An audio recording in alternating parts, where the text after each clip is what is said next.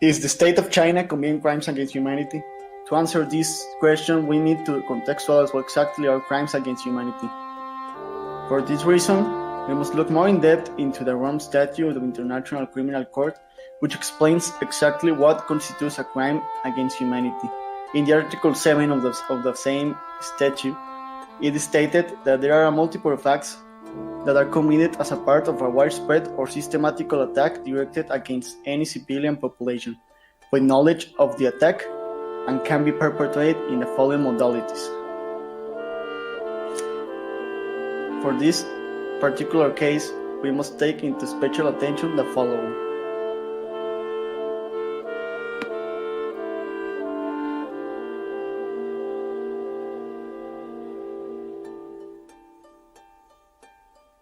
It is important to remember that crimes against humanity do not need to be linked to an armed conflict, and can also occur in peacetime, similar to a crime of genocide.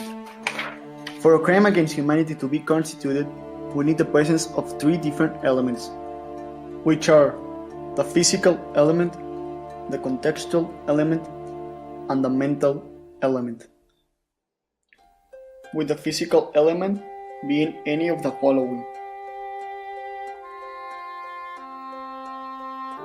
For this special case, we need to put special attention to the following.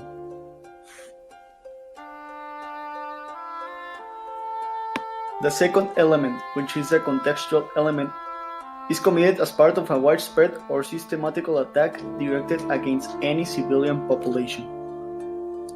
The third and final element, the mental element, is simply the knowledge of the attack. It is now time to analyze the Xinjiang re-education centers to see if they are a violation to international law and constitute a crime against humanity. This act is committed against the Uyghurs, China's mostly Muslim minority, who live in the Xinjiang province of northwest China, which are culturally closer to the Turkic groups than to the Chinese ethnic majority, the Han. The Uyghurs make up 40% of Xinjiang population but work mostly in low-wage jobs. The history of the autodetermination of the Uyghurs predates to 1933, when they established the Islamic Republic of East Turkey in Kashgar, but was taken over by Chinese forces. Then, in 1944, the USSR backed the creation of the East Turkestan Republic, but in 1949, the USSR betrayed them and helped China take over the territory. Ethnic conflict between the Han and the Uyghurs erupted in 2005, with a riot that ended in more than 200 deaths. So for geopolitical reasons, the Chinese government needed to control and ensure that the Uyghurs remain calm and at bay.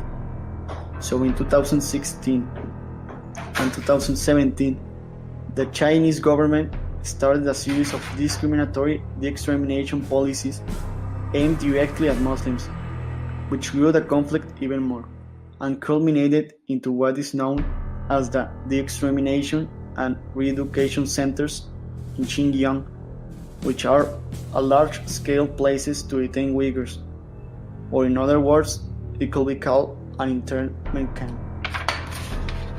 China tried to explain it, saying that these camps are necessary because the Uyghurs are a terrorist threat.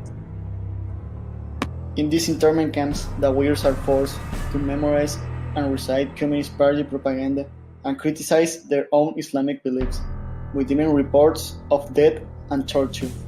At first, China denied the existence of these centers, but now they admit their existence, but catalog them as training schools for potential criminals or terrorists, or even as boarding schools.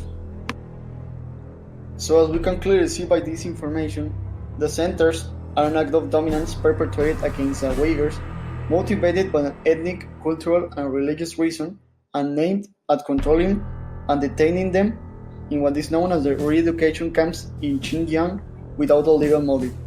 A crime against humanity is being perpetrated in the modality of illegal imprisonment, persecution against an identified group on national, ethnic, cultural, and religious motive, and there are even testimonies of torture. The elements of the crime are clearly present. The physical element is present the modality of imprisonment, persecution, and torture. Also, both the contextual and the mental element are being presented.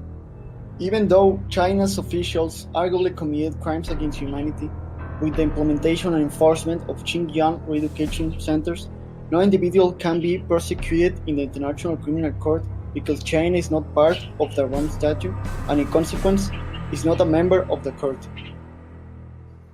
It doesn't matter if China violated international law and customs, or if its officials committed crimes against humanity. For the aforementioned reasons, and for the immense power that China possesses in the international sphere of power, this crime may not ever be punished.